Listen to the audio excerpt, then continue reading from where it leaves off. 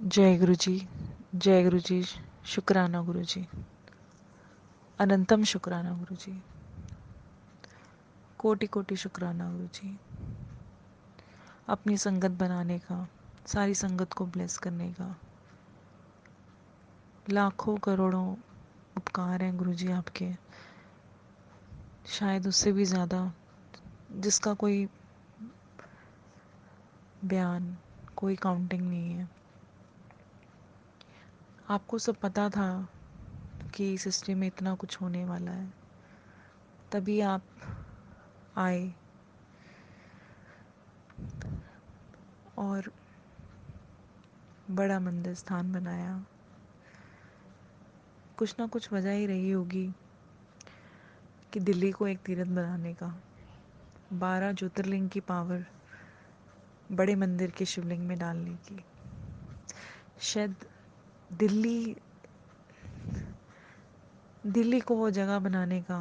और बहुत जगह पंजाब में भी हम सुनते हैं कि वो पीरों की जगह है।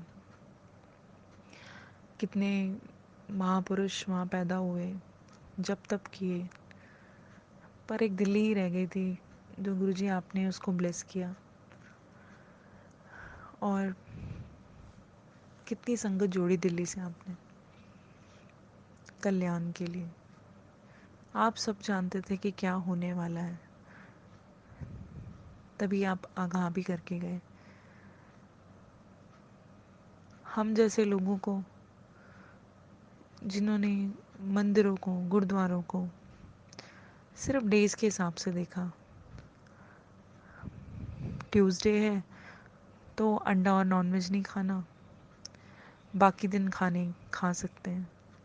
थर्सडे है तो बृहस्पति की कथा है कि कपड़े नहीं धोने, बाकी दिन कर सकते हैं। मंगलवार है तो सिर नहीं धोना, बाकी दिन कर सकते हैं। गुरुजी ने सारे वहमों से हमें बाहर आने को कहा। हमें सत्संग करना सिखाया। वहमों से बाहर आकर हमें नाम की महिमा बताई। दिखावा करने से कुछ नहीं होता ये बताया, और सिंपल रहना सिखाया। एक साथ लंगर कराया, चाहे सामने वाला अमीर हो या गरीब हो, ताकि हमारे बीच का अहंकार ख़त्म हो जाए। शुक्र है गुरुजी ने बड़ा मंदिर बनाया हम सबको ब्लेस करने के लिए। आज सृष्टि इतने बड़े कष्ट में है, और इंडिया इस चीज़ से काफ़ी बचा हुआ है। सब गुरुजी की कृपा है, उन्हीं की ब्लेसिंग से शायद हम अभी काफ़ी बचे हुए हैं। गुरुजी ने सिखाया हमें सत्संग क्या होते हैं, क्यों करनी चाहिए। गुरुजी ने बैंक्वेट हॉल से लेके अपने घर में सत्संग करने के लिए बोला कि तुम लोग सिंपल तरीके से भी सत्संग कर सकते हो। आज देखो घर घर में सत्संग हो रहे हैं, अपने फैमिली मेम्बर के साथ हम सत्संग कर रहे हैं। इतना खौफ और डर है लोगों के मन में, लेकिन फिर भी हमें कहीं सुकून लगता है कि गुरुजी साथ हैं। गुरुजी हर घर में, कल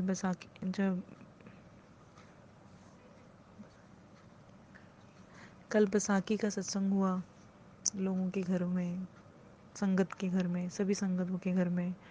गुरुजी ने हर एक ही टाइम पे हर संगत को ब्लेस किया, सब जगह अपनी प्रेजेंस शो की। हर जगह कहीं ओम के दर्शन, कहीं गुरुजी के दर्शन, कहीं परमात्मा के, सभी को दर्शन हो रहे थे। सब लोग अपने पिक्स भेज रहे थे। इससे बड़ा प्रूफ क्या हो सकता है कि गुरुजी एक ही टाइम पे अनंत रूप में हमारी रक्षा कर रहे हैं, हमेशा हमारे साथ हैं, हमें हर वक्त वॉच कर रहे हैं। कल एक छोटी सी बात है कि मेरा बेटा, जूम क्लासेस चल रही हैं आजकल, तो कहता है मम्मी बैसाखी है, मैं फेस्टिवल के दौरान, आज गुरुजी का संगत सत्संग है, आज तो मैं क्लासेस लूँगा ही नहीं। सुबह उठ के छोटा सा है वो गुरुजी से अरदास करने लग गया कि मेरे को तो गुरुजी नहीं पढ़ना है आज। और संगत जी उसकी क्लास कनेक्ट ही नहीं हुई। नेट में ऐसी प्रॉब्लम आई कि चारों क्लासेस उसकी मिस हो गई। और बड़े अच्छे से उसने सत्संग किया, बड़ा मज़ा आया उसको कि गुरुजी ने इतने छोटे छोटे बच्चों में संस्कार डाले हुए हैं कि सत्संग क्या होता है। सिर्फ हमें इस घोर कलयुग से बचाने के लिए गुरुजी हमें ये सब सिखा के गए, अपनी संगत बनाया और अपने से जोड़ा, ब्लेस किया। आज एक सत्संग सुन रही थी मैं बाबा नंद सिंह महाराज जी का, कि गुरु और महापुरुष कितना कल्याण करते हैं हमारा। बाबा नंद सिंह जी पाकिस्तान में थे तब, और जब लड़ाई छिड़ने से पहले की बात है, संगत से बहुत प्यार किया करते थे बाबा नंद सिंह जी महाराज। सत्संग बहुत करवाते थे वो संगत से, नाम बहुत जपवाते थे। उनका काम था कि कहते हैं दरगाह से वो सिर्फ नाम जपाने के लिए आए हैं। जब हम वो ड्यूटी नहीं करते तो हमें वहाँ अपना हिसाब देना पड़ता है। जब पाकिस्तान में दंगे होने से पहले एक जगह थी जहाँ पर रागी पाठी बहुत थे उस शहर में। तो बाबा नंद सिंह जी ने कहा कि यहाँ पर जो है एक गुरुद्वारा बनाया जाए, और जिसकी चार दीवारी करके वो गुरुद्वारा ऐसे लगे कि बाहर से देखो तो वो किला लगे और अंदर से गुरुद्वारा हो, और जिसका लोहे का गेट बनाया जाए। महापुरुष जब कहते हैं तो हमें पता नहीं होता कि वो हमें क्यों बता रहे हैं ये चीज़, क्योंकि उनको सब दिखाई दे रहा होता है कि क्या होने वाला है सृष्टि के साथ, बट वो हमें बताते नहीं हैं क्योंकि बताने का हुक्म नहीं होता। लेकिन फिर भी हमारे गुरुजी हमें काफ़ी चीज़ें बता के गए थे कि बुरा वक्त आएगा, ऐसा सब होगा, घर घर में सत्संग होंगे, तुम्हें बाद में समझ में आएगा। गुरुजी कितनी बार हमें दयालु होकर आगाह करके गए, जो अब हम सबको समझ में आ रहा है। ऐसे ही एक महापुरुष हुए, और उनके उनकी कोई संगत थी, पृथ्वीपाल जी, पृथ्वीपाल सिंह जी उनकी संगत में थे, जो पंजाब एंड सिंध बैंक में मैनेजर थे। जो ये पृथ्वीपाल सिंह जी थे वो बाबा हरि नारायण जी को मानते थे। मणिकरण वाले बाबा जी हरि नारायण जी उनकी संगत करते थे। एक बार वो बाबा जी के पास गए और बोले कि मुझे ना अपनी कोठी बनानी है। कोठी मतलब बंगला बनाना है। मैं किराए पे रहता हूँ तो अब सोच रहा हूँ कोठी बना लूँ। बाबा हरिनारायण जी ने कहा उनसे, क्योंकि वो हमारा फ्यूचर जानते हैं, महापुरुष हमारे, उनको सब दिख रहा होता है कि क्या होने वाला है आगे। तो वो टाइम काट रहे होते हैं अगर हमें किसी चीज़ के लिए मना कर रहे होते हैं कि ये नहीं करनी है अभी, लेकिन वो हर चीज़ हमें क्लियरली नहीं बता सकते। तो उन्होंने मना किया कि तुम क्या करोगे बंगला बना के, कोठी बना के, प्रलय तो आने ही वाली है। तो वो माने नहीं। कुछ टाइम के लिए तो उन्होंने सब्र कर लिया, 8-10 दिन उनकी आज्ञा मानकर उन्होंने वो कोठी नहीं बनाई। लेकिन जब 8-10 साल बीत गए तो उन्होंने बोला कि इन 8-10 साल में तो कोई प्रलय आई नहीं है। सब उनको बोलने लग गए कि 8-10 साल में तो कोई प्रलय आई नहीं, कब तक किराए पे धक्के खाओगे, अब तुम अपनी कोठी बना लो। जब उन्होंने उसका लेंडर डालना शुरू किया तभी उनकी डेथ हो गई। तब समझ में आया कि जो महापुरुष प्रलय बताते थे वो उन्हीं से रिलेटेड थी, कि उनके जीवन में अपना घर बनाने का ऐसा सुख नहीं था, और जो बनाया वो यहीं रह जाता है। इसलिए उनको महापुरुष मना कर रहे थे कि कोई फ़ायदा नहीं है।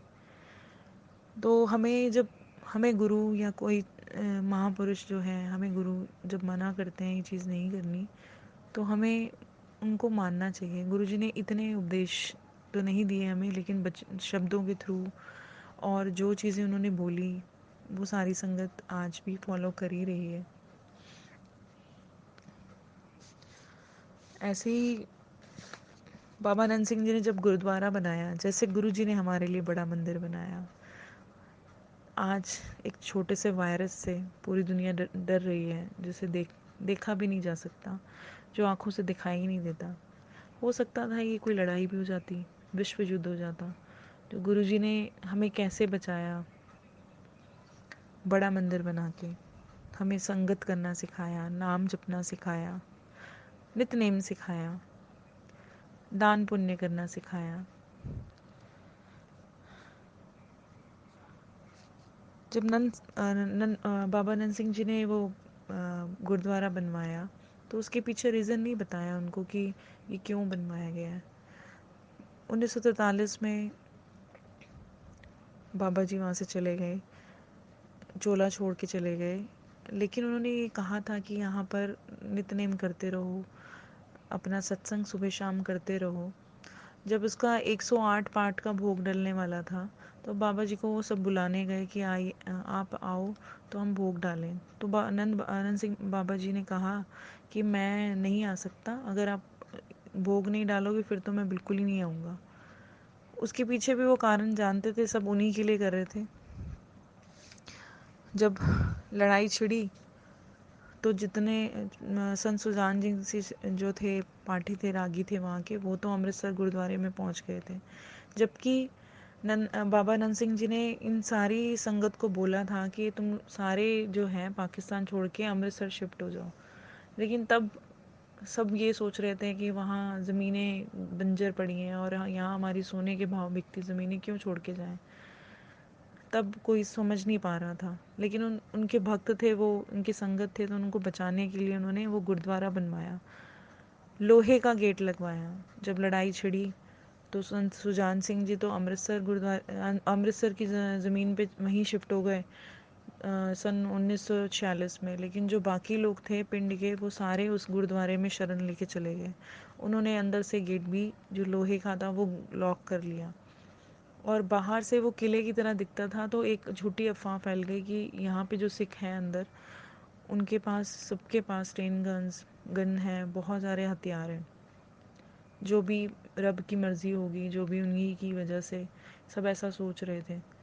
और वहाँ पर कुछ भी हानि नहीं हुई, और अंदर संगत नाम जपती रही, क्योंकि उनको आदत बना रखी थी नाम जपने की। तो वो सब लोग अंदर वही नाम जपते रहे, उसी गुरुद्वारे में बैठ के। और ऑलरेडी उसमें इतना लंगर था कि सबका गुजारा अच्छे से हो गया। फिर एक बार वहाँ वहाँ की जो पुलिस है, वहाँ की पुलिस वहाँ आई, और उन्होंने बोला कि ये गेट खोलो। मैं अल्लाह की कसम खा रहा हूँ कि मैं आपको कुछ नहीं कहूँगा, आप सुरक्षित रहेंगे। गेट खोला गया तो उन्होंने बोला कि जितनी भी आपके पास राइफ़लें हैं, गने हैं, वो सारी मेरे पास यहाँ रखवा दीजिए। तो अंदर संगत ने बोला कि हमारे पास तो कुछ भी नहीं है, सिर्फ 2 राइफ़ल हैं, लाइसेंस्ड हैं, वो भी हम आपको दे देते हैं, सब आप चाहे हमारी छानबीन कर लीजिए। उन सब की छानबीन की गई, और उनको सुरक्षित जो है वो हिंदुस्तान वहाँ से भेज दिया गया। ऐसे ही जो हुआ, ऐसा लगता है गुरुजी ने हमें बचाने के लिए ये लीला रचाई थी, संगत को जोड़ा था, कि नाम जपने वाला बनाया। गुरुजी ने चीज़ें सिखाई, हमें ब्लेस किया कि ये वक्त आने वाला है और कैसे सृष्टि बचेगी। गुरुजी ने मंत्र जाप, घर घर में सत्संग, चाहे आज हम बंद पड़े हैं, लेकिन फिर भी गुरुजी ने अपना मन लगाने के लिए हमें नाम जपना सिखाया। इस टाइम बोर भी हो रहे हैं, जिन्हों जो नाम कम जपते हैं उनको इस टाइम अपना नाम जाप बढ़ा देना चाहिए, और जो नहीं जपते हैं उनको शुरू कर देना चाहिए, क्योंकि ये वक्त ऐसा ही चल रहा है। यही हमें बचाएगा, यही हमें गुरु ने सिखाया है, यही हमें इस संकट से बाहर निकालेगा। सारी संगत से बस यही हाथ जोड़ के विनती है। सभी संगत तो जाप सिमरन सब कर रही है, बस जो कर रही हैं, जिनका जितना नितनेम है, उसको थोड़ा सा और बढ़ाइए। और ज़्यादा इस वायरस के बारे में नेगेटिव नेगेटिव चीज़ें ना देखें, सिर्फ पॉजिटिव सोच रखें कि गुरु ने हाथ पकड़ा है, वो हमें यहाँ से निकाल ही लेंगे बाहर और सब कुछ सही कर देंगे। कितने युगों से कुछ आत्माएं, कुछ रूह भटक रही होती हैं। गुरुजी ने अगर हमें घरों में बंद किया है, उसके पीछे वो भी कारण हो सकता है कि इस वक्त कईयों की मुक्ति का, कल्याण का और नेचर को फिल्टर करने का टाइम चल रहा है। जो गुरुजी उस पर काम कर रहे हैं, किसी वजह से उन्होंने हमें अंदर बंद किया होगा कि हम घरों में रह के सत्संग करें, गुरु को याद करें। जल्दी वो वक्त आएगा कि सब सही हो जाएगा। लेकिन जो गुरुजी ने हमारा रूटीन बना दिया है सत्संग करने का, सिंपल लिविंग का, कोई दिखावा नहीं, अहंकार छोड़ने का, सिर्फ नाम जपने वालों की उन संगत से जुड़ें जो आपको नाम की तरफ जोड़ती हैं।